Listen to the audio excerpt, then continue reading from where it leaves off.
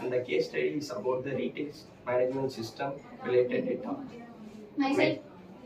Myself Kalaris. Myself Ashwini. Myself Yoga Prakash. Myself Finish Kumar. Here the retail store management system is the data is stored based on their purpose, and there are many types of data stored like transaction data. Here the transaction data involves the transaction code, payment method, etc. And the next is about the employee ID data, and here the employee shift and their timings are mentioned. And the next is about the product data. Here the product data contains about the details about the product like the discounts, offers, etc.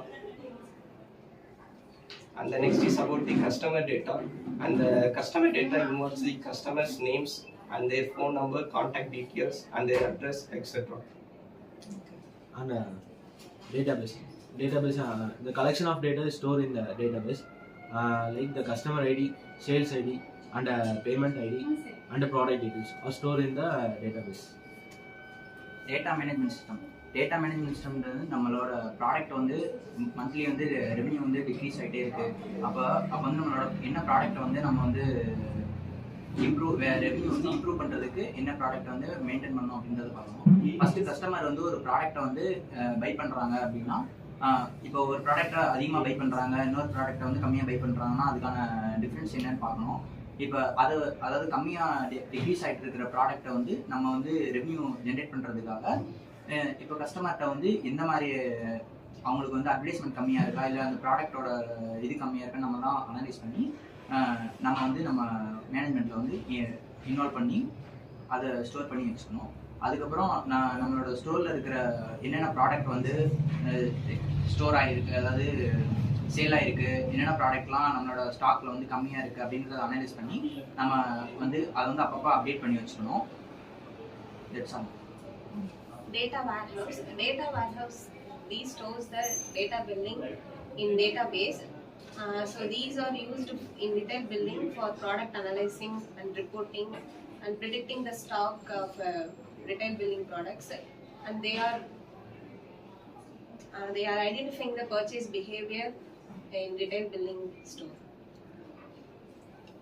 So data mining involves extracting valuable insights from large value databases.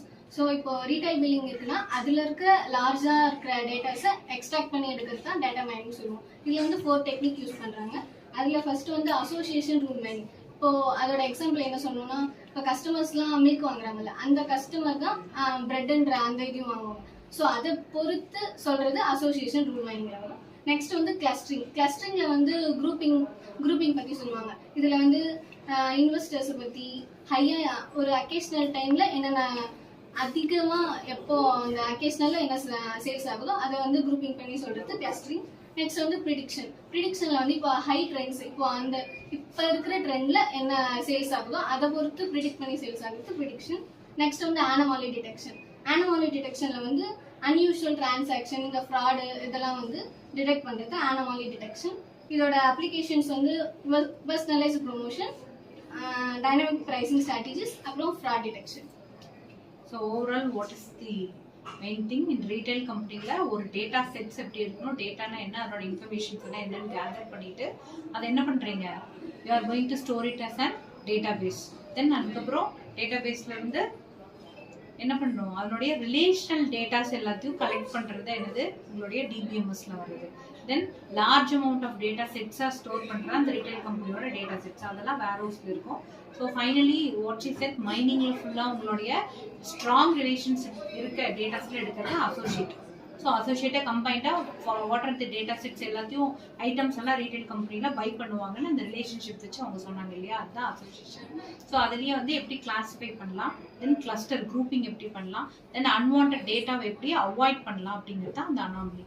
So இதெல்லாம் put together தான் இருந்தது உங்களுடைய overall example view for database and the data warehouse for the retail company. Right? Thank you. mainly in metro cities, now prefers buying groceries from these platforms. According to a recent survey, 60% of respondents in the age category of 18 to 25 now prefer buying things on quick commerce over other channels. And this phenomenon is changing the entire Indian retail market. In addition to many kirana stores shutting down, even organized retail companies are now being impacted by this. And one company which has the most to lose is Reliance. Reliance is India's largest organized retailer with over 18,000 stores and a presence in every